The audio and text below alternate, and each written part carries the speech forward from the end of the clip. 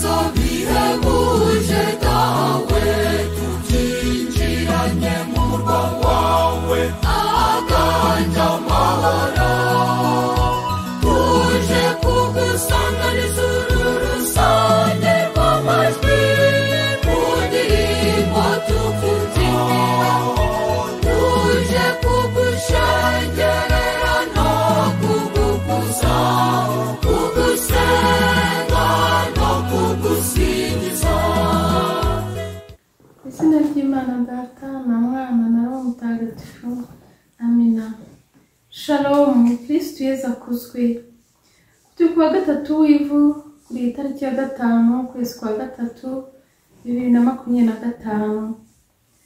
Uyu munsi turatangira igisibo. Igisibo ni iminsi 40 Kiliziya iduha yo guherekeza Yesu tuzirikana ububabare bwe yagize kugira ngo aducungure. Kiliziya ikadusaba gusenga, gusiba no gufasha abakene. Ni igihe rero duhamagarirwa guhinduka.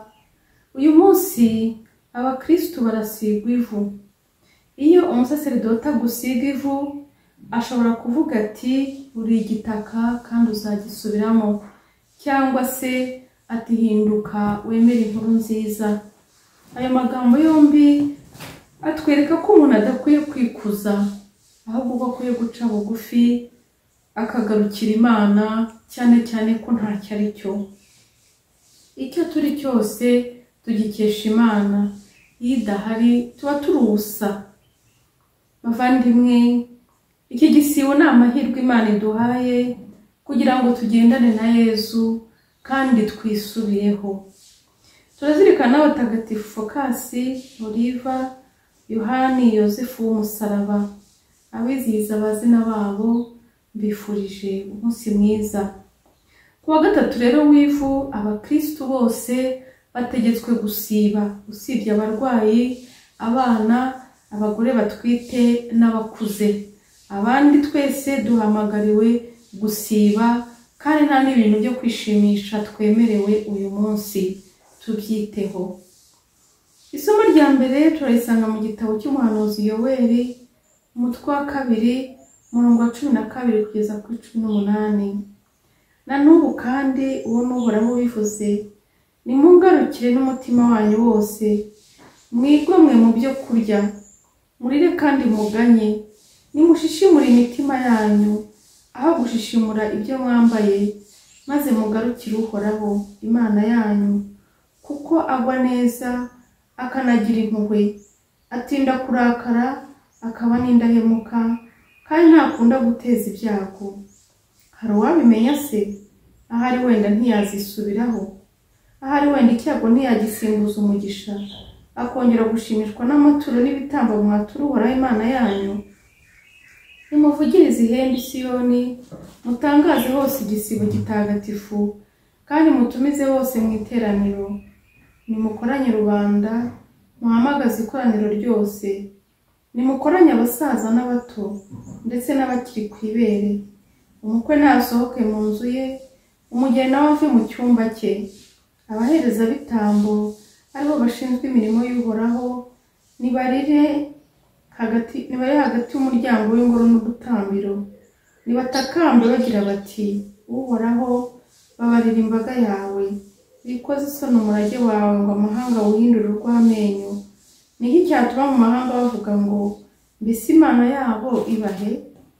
Niko uhoraho agiriye ishyaka igihugu cye, maze ababarira umuryango we. Iri ni ijambo ry'Imana.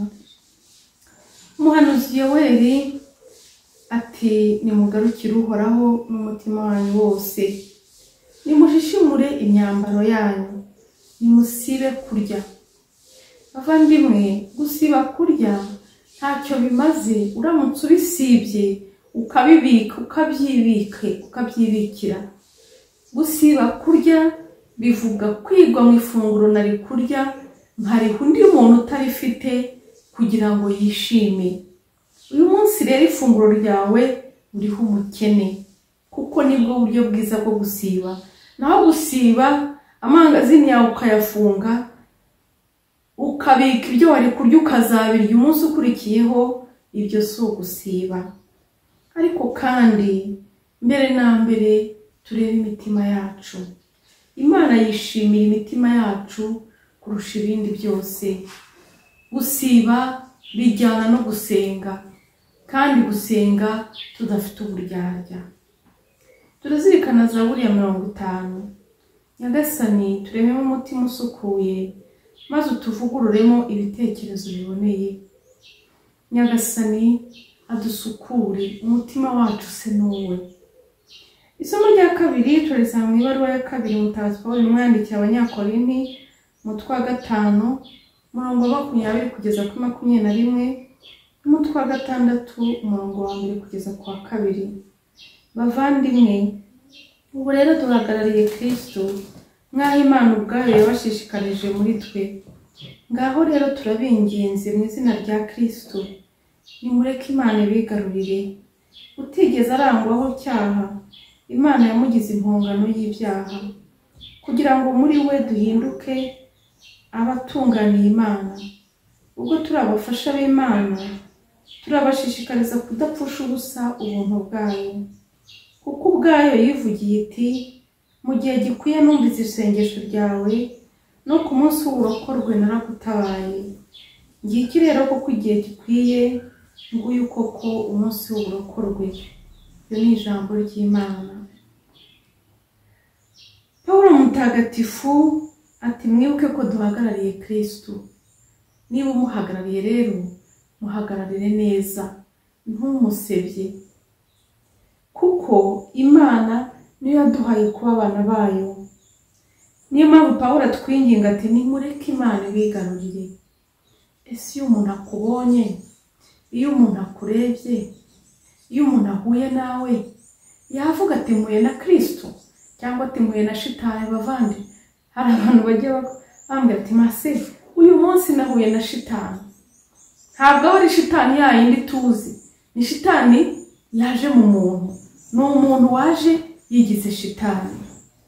Muvandimwe, ntukabe shitani, ahubwo hagararira Kristo, kandi umuhagararire mu buryo bukwiriye.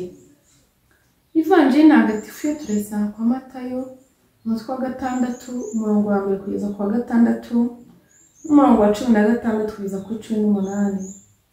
Muri icyo gihe abigishwa bari bateraniye iruhande rwa Yesu ku musozi, maze arababwira ati, murajye mwirinda kugira neza mu maso y'abantu kugira ngo babarebe.